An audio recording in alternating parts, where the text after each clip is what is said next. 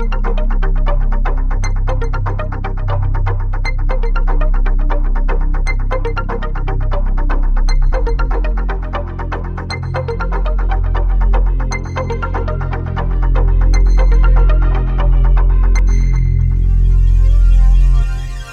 neddoboozi yenze Faruku wano we tuli tugenda Luweero eno tuli ku luguudo lwa Luweero okigera eno muzeeyi gye baalwanira twagala balaga nti okuva lwe baalwanirayo tewali kigenda mu maaso enguudo zo ziraba nedda bano kakati obazimbira flyover bajja kutandika okwetta bana be Luweero no bazimbira nawe flyover bajja kutandika okwetta Luweero mwagireke bonebone Luweero twajjayo obuwangwa obweno ne tugenda embala ne tukola museum kubanga ani aje kati jo Luweero lambula ebiwuka balabe kyekiva Luweero osegedde naye tegere kyenkugamba otwalwanirayo ne tuddira obuwangwa ne tubutwala embala tukole museum kubanga abagagga bava Masaka ne bagendako embalala ne balambula kakati omuntu ava kati wali owuliddeko nti tuva Luweero okujjako Nimrod ng'ate tujja kulaba muntu omwani ono ava Luweero no muyimbi David Lutalo yekka wamala syo nga tuddayo Luweero temuli kantu wonna nsiko basaba Luweero bye basaba byangu nnyo basaba mwanyi basaba nsigo wealth creation eri eno nayo laba bye basaba kakati bakolere ki tebasobola nakati labayo laba bakyala bali eno tebasobola kyagwembuulye kyabugagga kyekiri Luweero okujjako obuwangwa bwe twabajjako ne tubutwala embalala oluguudo mwalukola luno ate wobazimbira flyover waggulwe bajja genda batandika okwetta beekanyuge wansi nga babita byesuubo tobalaba gwebuuza nadduli enale mukoze kyamaanyi okufutyanka Luweero anti bwebakoma tosobola kuddira mwana gwojje mu kyalo n'omutwala mu Serena muwa bbaga asesema otegera kyenkugamba kakati bazimbira oluguudo bwe ruti bw'olwongerayo basimbira flyover bajjanga kudda eri waggulu beekanyuge kakati baabatulaba ekyo tugenzeyo bugenzi omukulu ono Kaye Wisdom alina emisango saidi z'Eluweero eno bamuwa bondi bakuwa bondi bampa bondi bafala abo ne bagamba simanyi charge nebiro byeno neggulu nti banvunaana obtaining money by false pretense which is true anti kati labayo waliwo ebintu ebimu ebiruma abayaaye bagamba Wisdom alina ssente yazijjawa siri bulungi nnyo nensingako bwe nali kakati bw'oŋŋamba nti taata wa Alice Nalomba yasayininganga witness ku ndagaano gy'oyina kakati where did I obtain money by false pretense g'oba okiraba otegere kyenkugamba ne balooya bange baŋŋambye aba chapter 4 banomani ba Christine baŋŋambye leka abayaaya abo tugenda balyanga nga nva za gundi za nagani za mbaata ogenda kukola ki ogenda kubiki balooya bonna bali eno ngenda kulambulako ku poliisi ŋŋambe nzize ekyekigenda mu maaso osegedde ate mbasaba omwezi mulamba sijja kudda Luweero nga neetala bwenti I don't have that time tuli mu kalulu aka movement naawe okalaba katuwuuba akasajja k'emagere naawe okamanyi bannannyini ttaka bagamba ki bannannyini ttaka weebali yajja gwe tewamulaba omukazi yaleeta ebipapula by'amamugemere na bitya basooka ne banvunaana nti ettaka lya Munnakenya Ambrose ekyo ne bakivaako ne mbakuba tekinikale kati mbw ate ettaka weeriri naye nnyina okulaba abaana bonna Dirisa mbu be yazaala abasukka mu 3 abatamanyi mateeka abaana be bakuŋŋaana ba Dirisa ne balonda ba administrator ku ttaka eryo be balina obbategeerera administrator asalawo okutunda oba obutatunda osegedde muganda wange naye ekiriwo kiri nti bali aba administrator baddira acres 2 ze banguza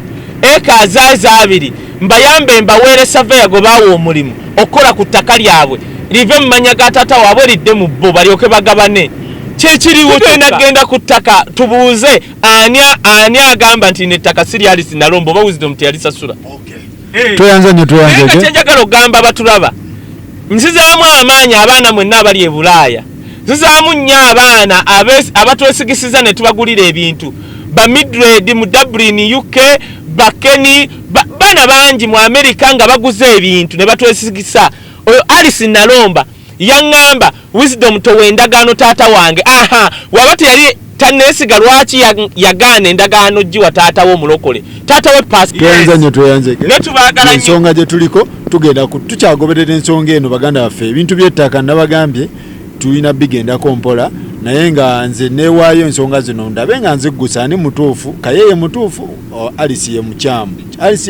Alice ye mutuufu kayeye mukyamu naye njagala baganda baffe tugenda lambula ebintu bino ttaka poliisi biki tulabe nga ettaka lino ekituufu kyeki ku bintu by'ettaka bino ani mutuufu ani musobya ku bintu bino okitegeera tukooye baganda baffe ab'ebweru okusindika akasente ne kaliibwa buliibwa wano abannakampala oba baganda baffe ab'ebweru ate ne mukyukira ne babateekateekamu ebigambo ne mukyukira mu baganda baffe abawana e Kampala. So yembeera emu gye twagala okukola ki okugyawo.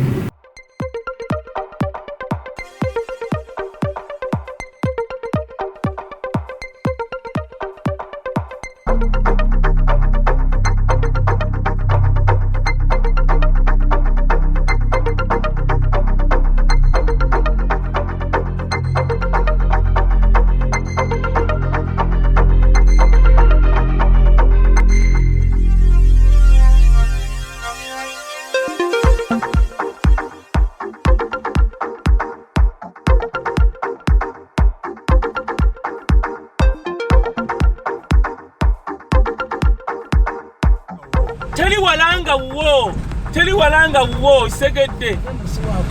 olaba Alice waawo liri ettaka tulitandiseko biki kye kikondo ttaka liri ku eka nga mmeka 15 tugenda dirambula liryo Alice yaleta n'abantu ne basaawawo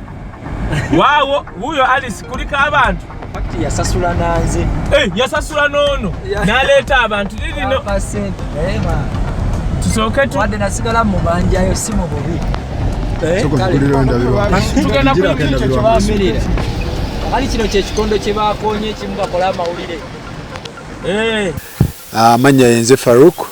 wano wendi ndi Luweero Gayaza Kakabala tuli ku nsonga za muganda waffe Alice owe UK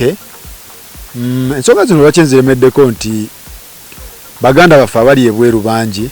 abali mu mivuyo gino egy'ettaka famire najiwa sente ngulire ettaka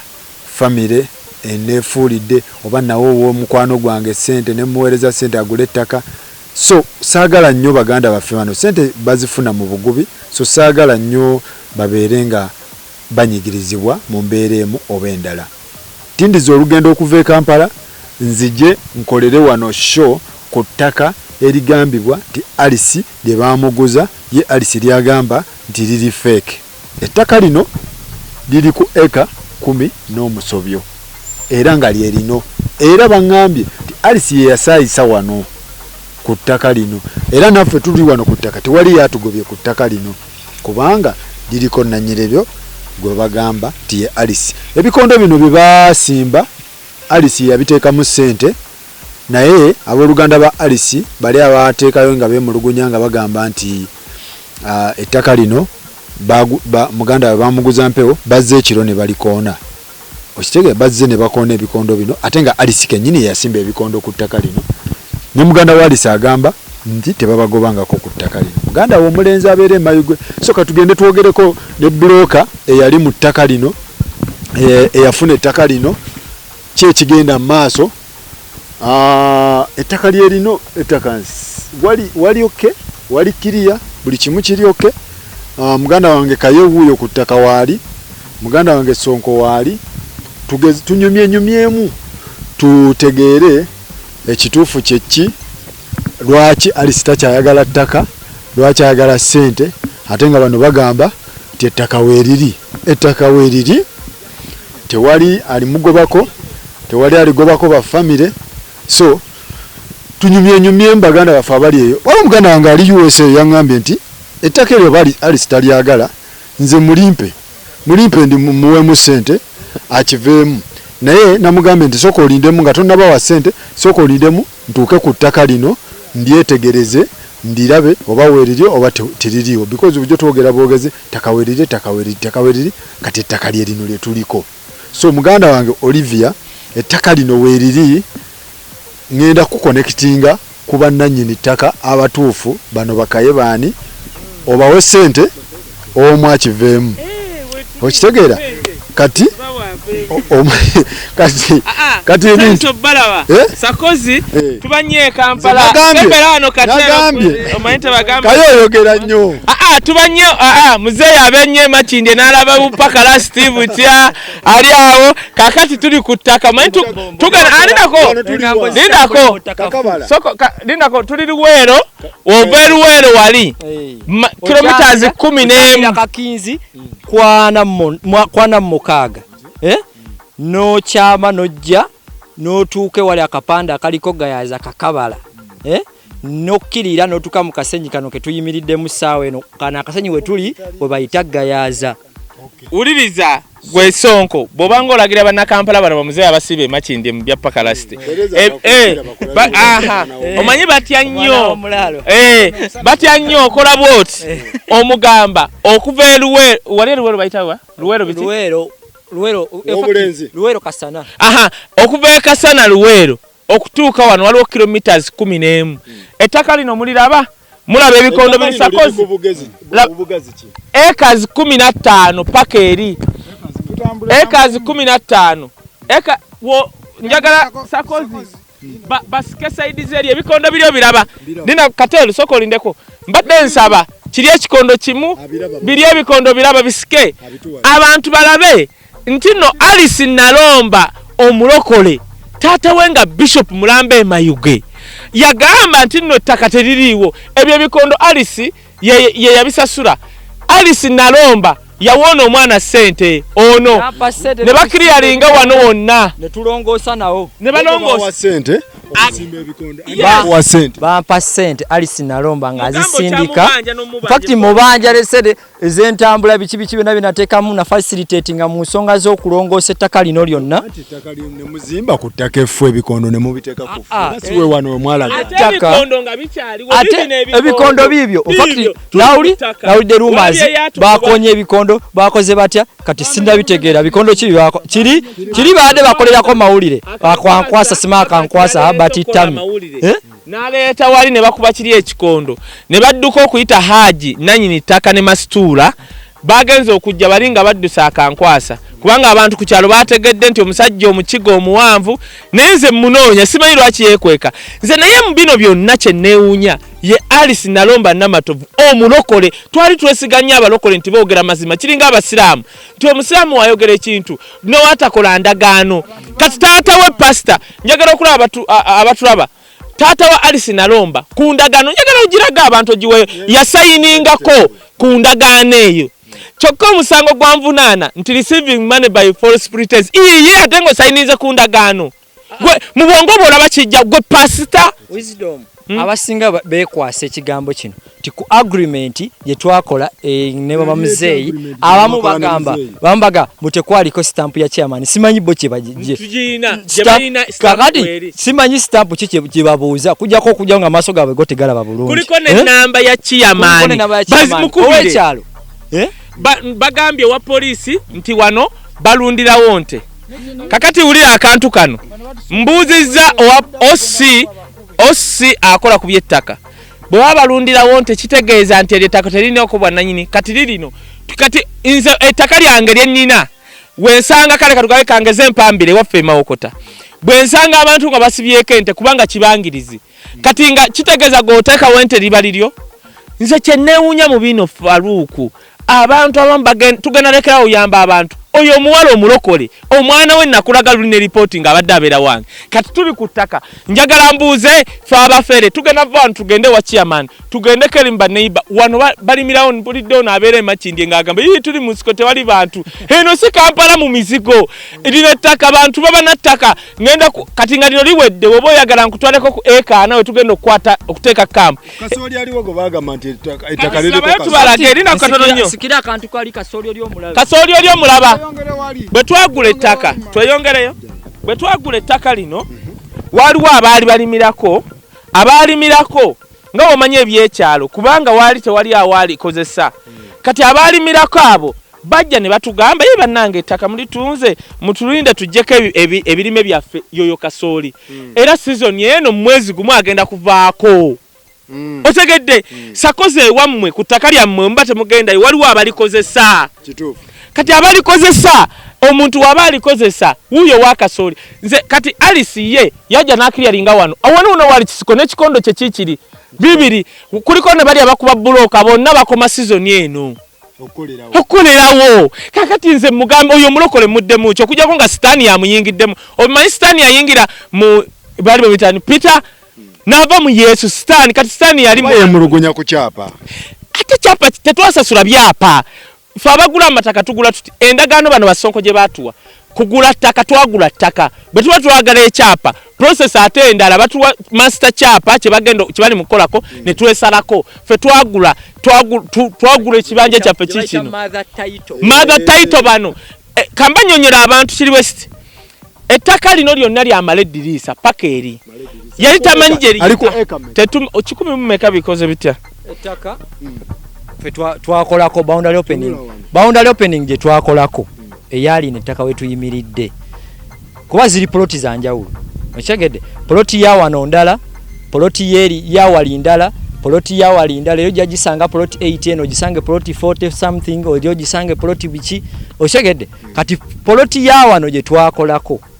twagikolanga yenkanankana obunene bwa acres 116 baba abantu badoga abantu batulaba yes kakati ettaka lino liveri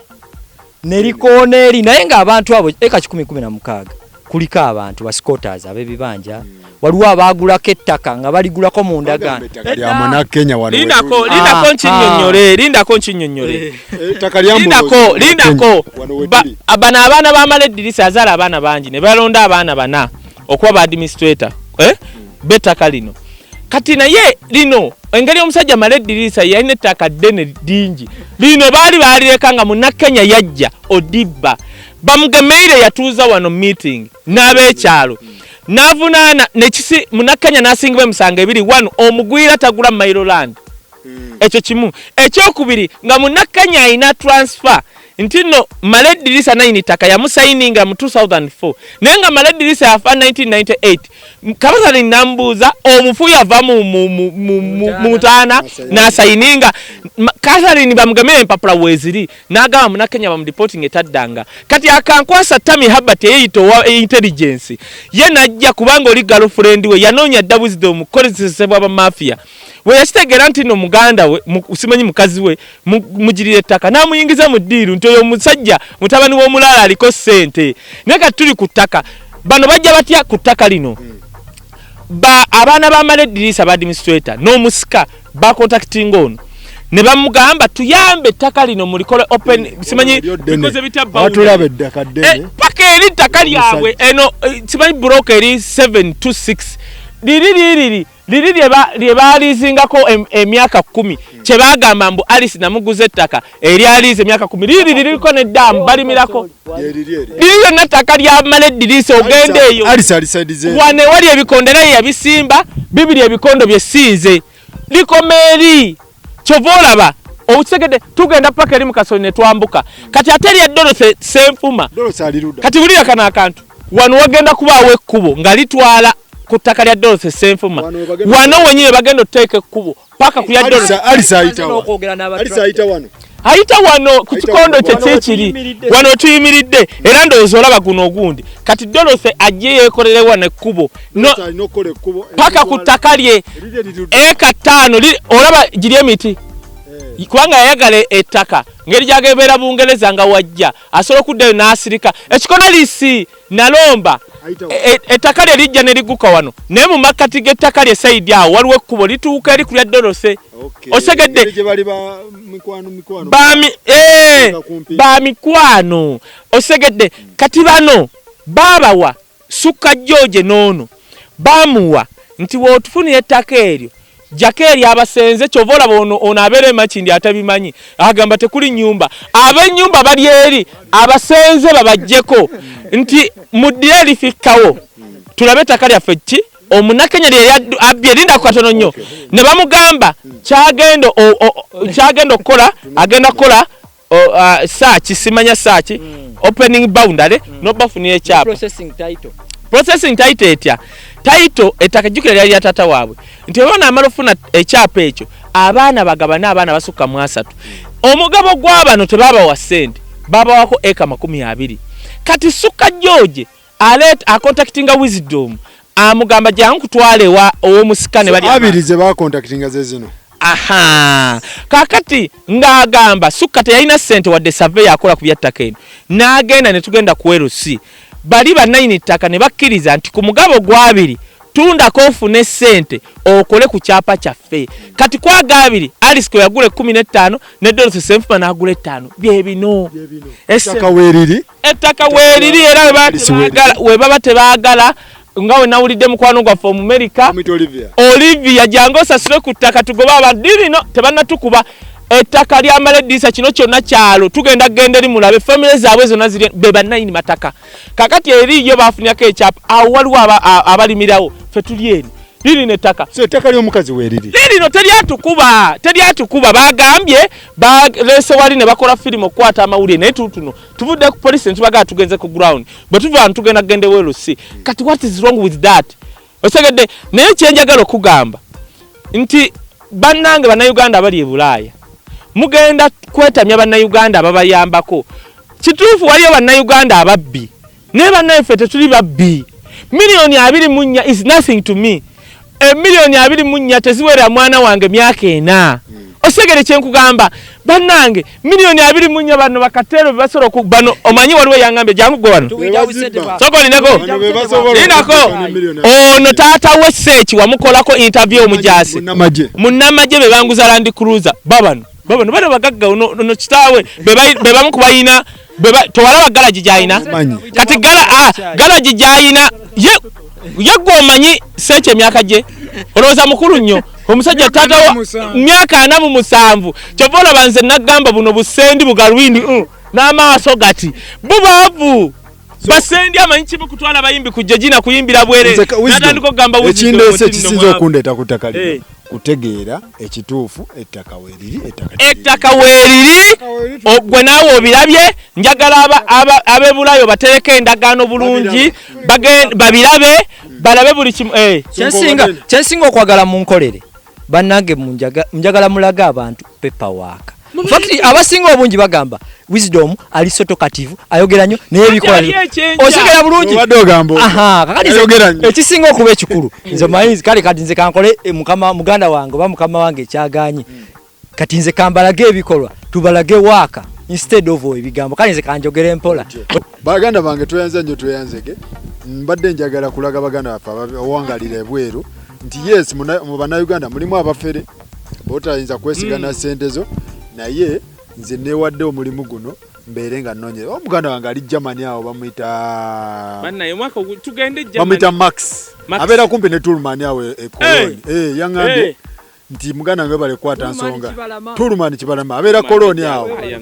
yaŋŋambye kwate bulungi ensonga zino nebalo zigoberera so ne mugamba tingenda tuuka ku ttaka mbalage ekintu kino naye lwakuba nti Alice yabiwanvu yasaabitegeera naye n'ensonga yalimu okuteeseganya nti bane tubuliddwamu kasente mutufandinge mu kasente mutufacilitating mutusobole okwanguya title yawe bano ne bakkiriza n'okukkiriza osagade bulungi bano ne bakkiriza point esinga okuba enkulu gamba yogera ne kino ne mutukkiriza nti wadde tetunnamalayo sente tukozese ettaka osagade omwami Sukka George tuli mu office ewa council n'asaba omukyala Namale ne administrator bonna baagikiwala byetwa nawage munzikirize nkozese ettaka lyange olya bulungi nsobola processing ekyapa kyammwe mangu nakkirizibwa oshegedde bwamala okukkirizibwa gogamba nti yalirese wano omuntu from nowhere namuga tandika okukozesaawo oba tekako ebikondo nze nasibe no a full week nga tukola bush clearing wano ngani akusasula oshegedde Alice nalomba in fact nalabye kenerera na matovu ali mu UK oshegera nayogeranga naye nanga in fact yansubiza era newunyiza nnyo kuba yakyuka nnyo yangamba omaye kiriwo ngenda ku facilitatinga sente zotaddemu zonna ngenda kuongerayo emitwalo 10 oshegera fact tanazimpa oshegera tweyanza nnyo tweyanzege kaye nti Alice linda akogwe twagala okumanya Alice yali mulokole yagamba ettaka talimanyi tebamulagangako omulokole yawo omwana ono olaba abaana batagenda kulokoka nga bagaba abalokole balimba ye yamuwa tweyanza nnyo tweyanzege wetu tubadde njagala kubaleeta ku ttaka lino mubeere nga muliraba ensonga bwezito bweziri ali sibeera mukakkamu ettaka lyo baŋŋamba ettaka lyo ndituuseeko ettaka kituufu weeriri naye ebintu bino mubikwate kintu kikulu oba omalayo ssente bakuwa ebintu byo malayo naye nga ettaka weeriri era waliwo ekikyamu samwe yaba mu famire oba wa naye nga ettaka nze ndituuseeko tebannangobako tewali yankwatidde muggo tewali yakoze twenza nnyo tweyanze.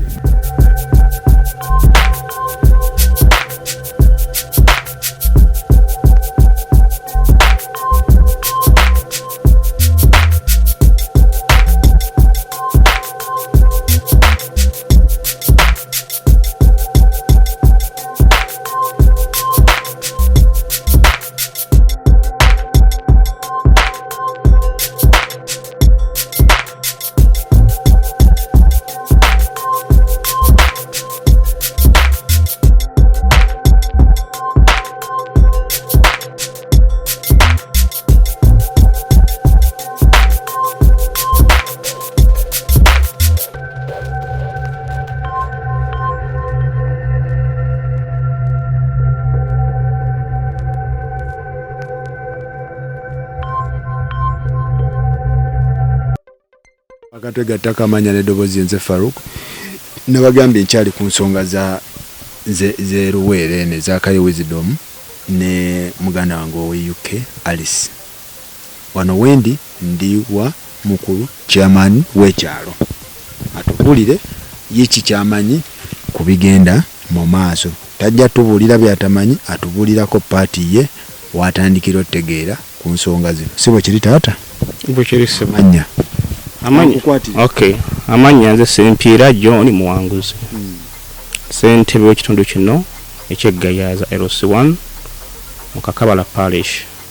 tuli mu Butontumula ye Luweero Isibo Luweero district. Okay eno gye balwanira weewaawo bayitamu nnyo bayitamu nnyo balwanira eri Nakaseke gundi naye n'olutalo lwaliyo era lwakosa kinene nnyo. Kakati sagala kulisaawo chairman njagala sooka ebigenda maaso birabye wagenze ku police n'okola statement eyiyo otandikirawa otegeera ku nsonga z'abaana z'ebigenda maaso Kaye Wisdom zimanyi Namale Masitula Namale then oli omuwala otandikirawo zimanyaako.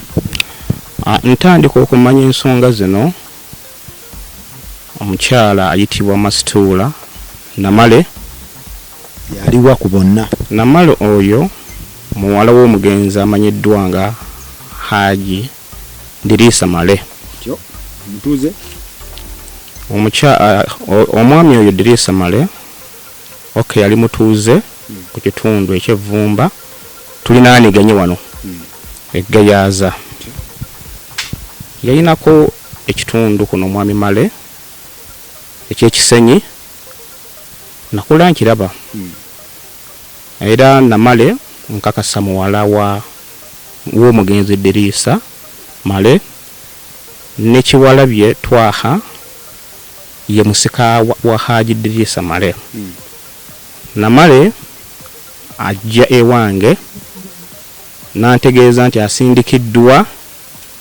omusika waabwe amanyiddwa nga Kiwalabye Twaha nga Namale ne Kiwalabye bonna ba administrator b'omugenzi oba be state za Haji Male. Antegeeza nti batudde mu family ne baagala ekitundu kyabwe okukifunirako ekyapa kubanga Ekisenyi ekyo tekiriiko kyapa. Ne bakkaanya nga tebalinawo nsimbi kwe kufuna surveyor. Ne bakkaanya nga family nga gwe tobiriimu nga sibiriimu bakkaanyiza bwe bati bafune surveyor era surveyor n'amundaga nga ye Bwami Sukka George. Ne bangamba bakkaanyiza nga bo Sukka George omumanyi Sukka George naye yagirako kwolwo nti bakkaanyiza bagenda kumuwako acres 20 ng'amaze bakolera omulimu gwabwe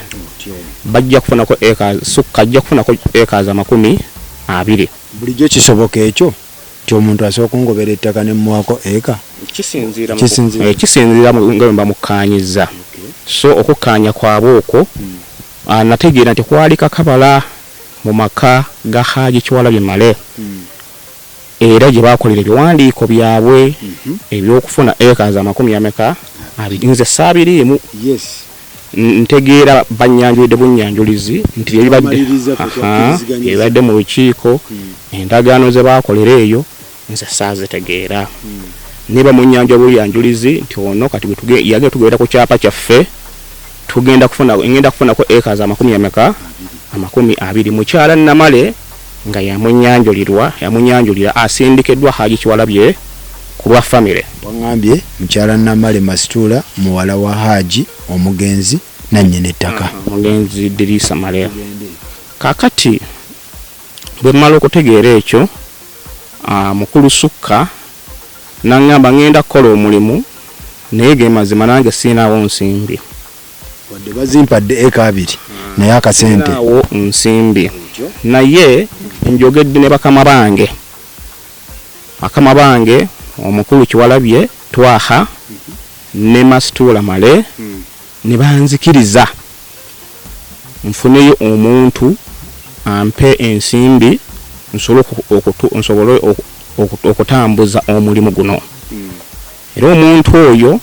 eyali agenda okuwa Sukka George ensimbi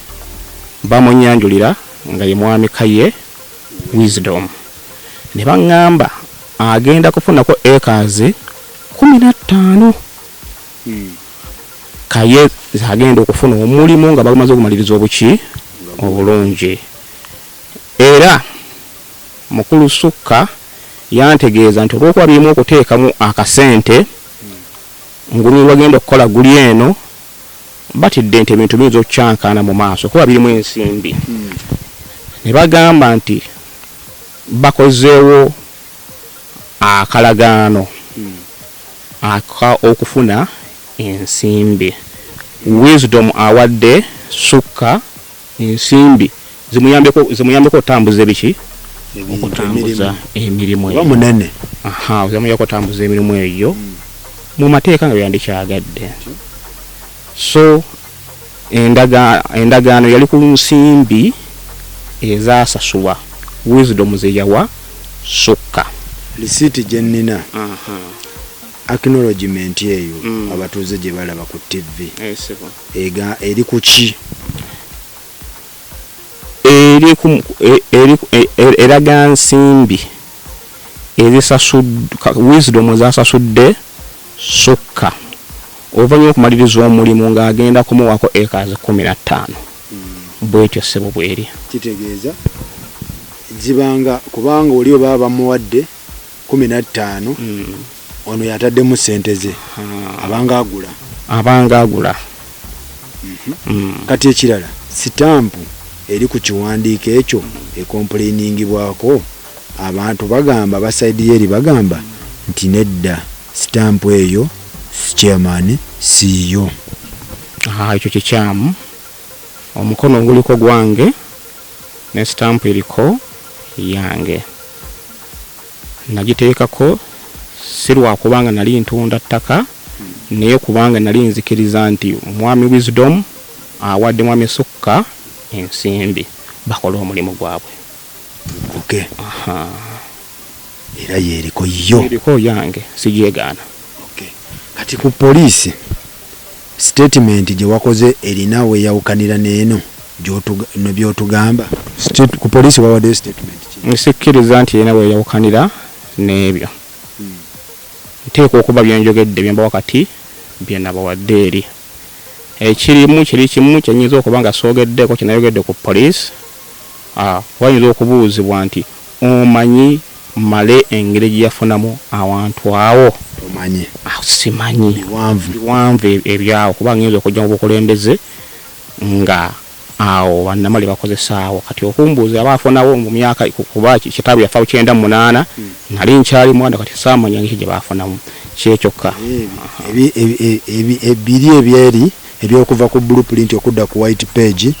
tobitegeera. Sibitegeera. Kati amagezi agasembayo ku bantu abagula ettaka. Omuntu ali bweru agula ttaka eno,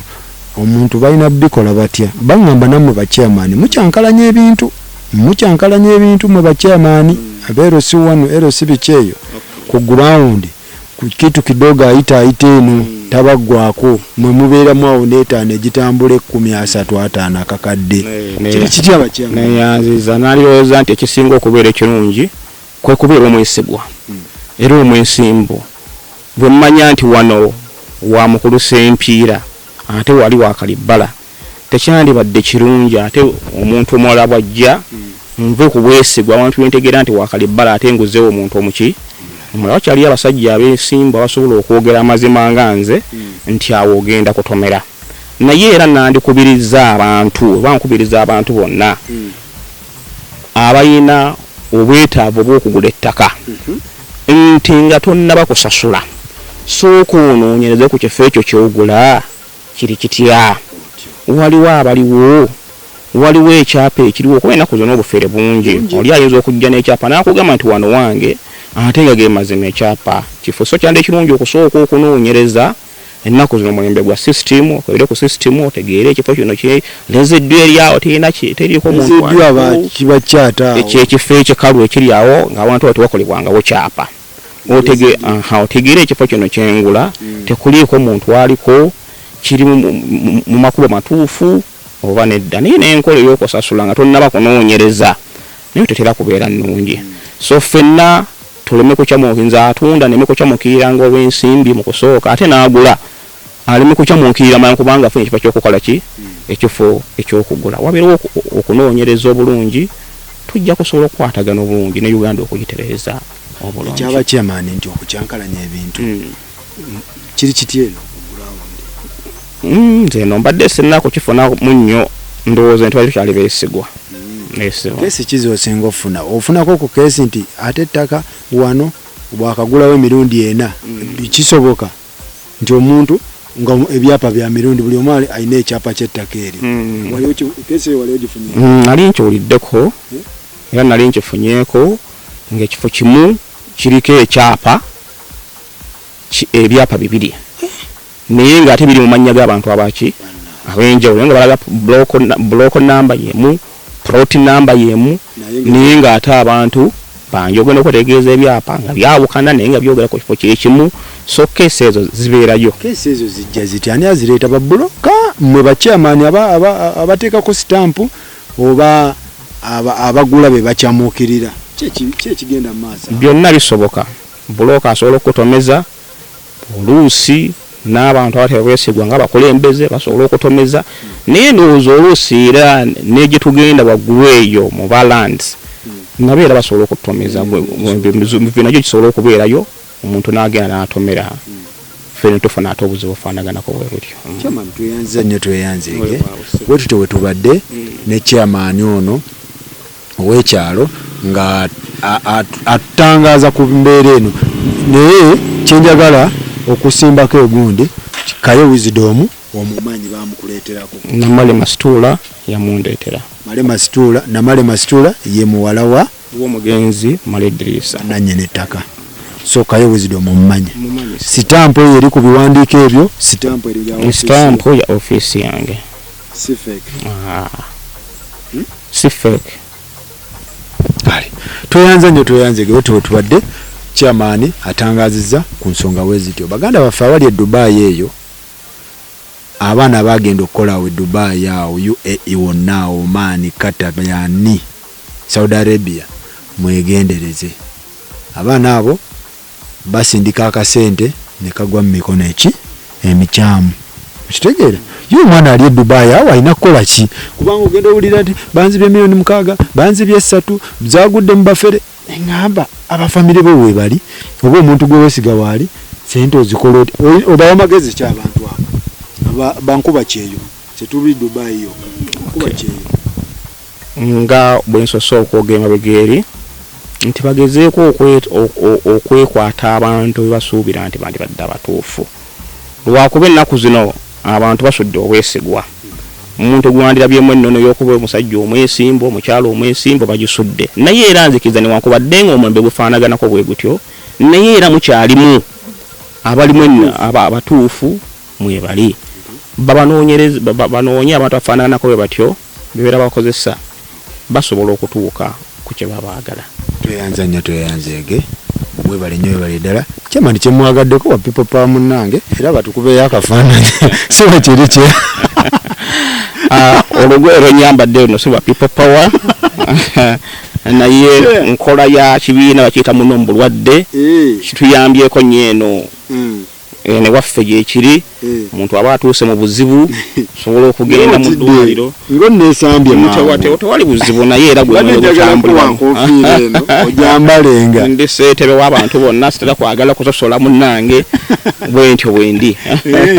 mwene mayindi n'omuntu wange wa people banengamba ya tuli ku ground akalulu tukalina tuyanze nnyo tuyanzege tubadde mu kusaaga chairman tali mu byabufuzi chairman asavinga abantu be temugamba nti tutaddemu awo ebintu bya people power oba NRM. Chairman ayambadde ali ku campaign bwekityo wekiri tuyanza nnyo tweyanzege alisikakkana ebintu bino mubikwate bulungi ebintu by'amataka babigoba mpola si bya kubabuka kudduka jangu ate bagambe kino bajja kugamba nti ekyapa kyavadda ku gundi omaye nga tewaliwo blueprint simaye blue page simaye genda ku white page kati residue kakati alisi tobitegeera ebyo ekyapa ani blue page yeriwa ne white page tobyawula ettaka lyo liri ku white page liri ku blue page kati tomanyiyo kati soko kakane abasajja bano ebintu babigobe mpola bakubuulire ekintu kyo wekiri naye ebintu by'okufuna information eno tebyandibadde bulungi muteesaganye mukwataganye n'abantu bewawo omulimu ebintu mubigobe kintu kikulu.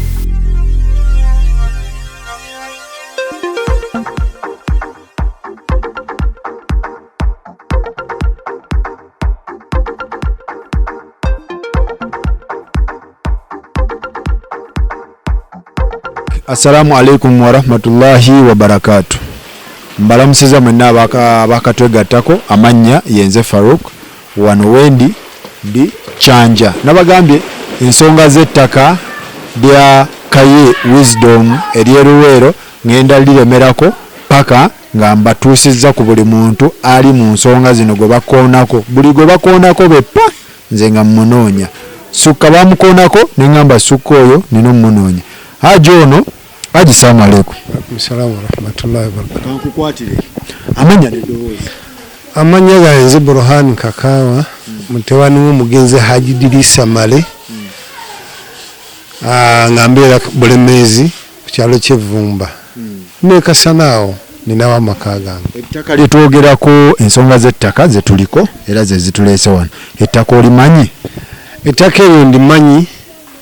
Era nayingira oba sayingiramu na buyingizi wabula ndi munda mulyo oluvannyuma okutegeera nti oba okuwulira ku mawulire nga bato bange baŋŋamba nti twalabye omusajja gwe bayita Kaye Wisdom ng'aguza ettaka lyaffe yiika 5 biki nembiyingiramu era abaana ne bagenda ne bakola efujjo nga siriiyo nembanenya naye bwe bansangana bwe banasangana ne ŋŋamba nti Kaye bw'anaaba tazze we tuli talina ettaka wano okujjako ng'amaze okujja n'atubuulira oba nanyinyonnyola biki byakola ki nze si administrator naye ate nga nina eddoboozi mu nnyumba ya Haji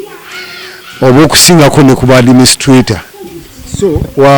wagamba nti Kaye oyo ebintu byalimu alaka tabitegeera. Kaye ebintu byalimu yalabika nga tabitegeera naye okuva yaze nansinkana ne twogera naye namunnyonnyola ekituufu nga teyagula yiika 5 yagula yiika 2 yagula yiika 15 ze yagula ku ttaka eryo naligendako nendiraba ng'azigula ku Sukka George gwe twaziwa oba gwe baaziwa ba administrator akole ku byekyapa kyaffe kibeere nga kitudda mu 5 oba mu nkwawa Sukka we twamuwa yiika oba bamuwa yiika 2 ne bajja ne bantegeezaako ne mbagamba tewali nsonga agende mu maaso ba administrator bantegeeza abaazimuwa naye oluvannyuma lw'okubeera nga bantegeeza ne mpulira ate oluvannyuma nti ekyo nali sikifuddeko nga nkirese naye n'okuwulira ate oluvannyuma nti ate Kaye Wisdom yaguze yiika 5 bamukutte ku poliisi ng'ate sibimanyi nange kwe kutabuka naye Kaye olwaleero mumulabye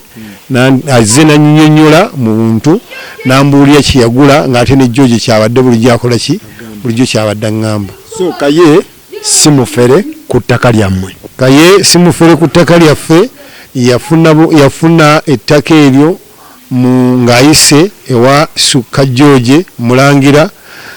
mwami utagala kumuyita musajja Mulangira, wadde nze muzaala mutabani wange naye ettaka eryo gwe yalijjako, kitegeeza nti Kaye akyali mutuufu mu byakola. Okujjako wabanga waliwo era Kaye mugambye wanaabanga waliwo ku administrator yamuwa yiika endala 3 naawe za 5 taddayo okubeera nga nezina 2 nezina 15 zibeera zimufudde, kubanga yali ayogera ku polisi n'agamba nti alina yiika 5 mu Luweero. Bw'abanga azina okujjako nga tazina ku ttaka lya Haji Idrisa Male, naye bw'abanga azina ku ttaka lya Haji Idrisa Male 15 ziyagula ku mwami George Sukka nazo zikoze eki ziba zimufudde. Ettaka limugamba lyammwe, naye omukyalo oli Kaye gwe yagulira ettaka eryo agamba ettaka lya Kiwanyi, ettaka lyammwe lya mpewo. Sijja kufa ku mukyala gwe yagulira ettaka oba yaligula oba yamugulira mukyala oba yali yegulira be bamanyi, naye nze mmanyi nti ettaka ki weeriri, ettaka weeriri. Sukka nga tumaliriza, omukulu Alisi yapapye okulumba Kaye. Sisobola kulimba, simanyi bigendererwa bye, ate nze simanyi nnyo kubanga era baali bagula ettaka twabagamba nti ebintu tubikola bukozi biri mu process, ettaka teriyinaawo kyapa go ge mazima, ne bagamba bajja gumiikiriza basonde ssente zaabwe mpolampola basasula mu bitundutundu. Tweyanza nnyo tweyanzege wetu wetubadde Ambrose Sukka gwe wadde boogerako yoyo gwe baawa eka 2 abagobera ekyapa, ye n'akwatako 15 n'aziwa Kaye, Kaye n'aziguza Alisi. Kati ono seeka wa famire mukulu waabwe abadde atangaaza ku nsonga ezo. Tweyanza nnyo tweyanzege, mwebale nnyo mwebale ddala.